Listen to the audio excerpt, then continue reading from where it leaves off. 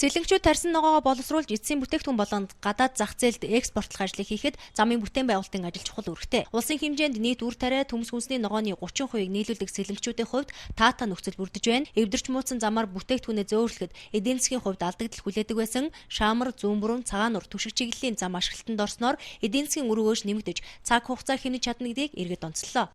Сэлэнг бүс Зүүнбүрэн Шаамар түшиг найрамд сумын эдийн засгийн хөгжилд баггүй эерэг урсгалыг дагуулж ирэх ийм сайхан зам болж байна. Энэ зам бодвол Монгол улсын хөгжилд Сэлэнг аймгийн хөгжилд ихээхэн бас хэмнэлт авчрах хөгжил дагуулсан ийм зам болж байна.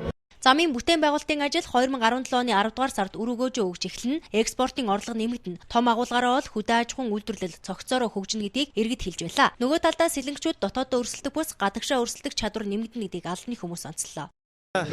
Сэлэнг аймгийн Сэлэнг бүсийг холбосон 118 км замын нэт болж байна. Энэ бол манай энэ дөрвөн сум бол Сэлэнг аймгийн газар тариалангийн 40 орчим хувийг бэлтгэдэг. За улсын бараг 30 орчим хувийн энэ үр тариаг бэлтгэдэг юм томоохон сумдууд байгаа. Тэгээ энэ замдыг бид нар бол 90-ад оноос хойш бүсэж мөрөөдөж байсан энэ зам маань ингээд тавигдчихад. Замыг бол бид нар маш их хүлээсэн.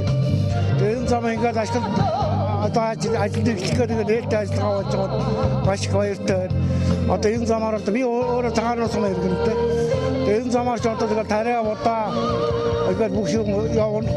Энэ дээр сумын хөгжил төсөлд бол энэ зам баригдсанаар маш их нэмэр орно гэсэн. Энэ зам ашиглалт орж байгаад нахна маш баяртай. Жилийн жил намарт энэ замаар ч хот руугаа ногоогоо зорж борлуулдаг юм аа. Тэгээ бид нар хамгийн хугацаа авдаг зам бол ингээд Шаамараас Зүүнбүрэн орох зам байдаг. Энэ ингээд замаа засаа сайхан болгоод өгсөн маш их баяртай сэтгэл өндөр байна. Зам баригчвал Зүүнбүрэнгийн бид чинь сүү цагаан эдээ тариа ногоогоо Улаанбаатар хот борлуулахад төвөггүй болно хэмээн иргэд баярлаж байгаагаа илэрхийлж байсан юм а.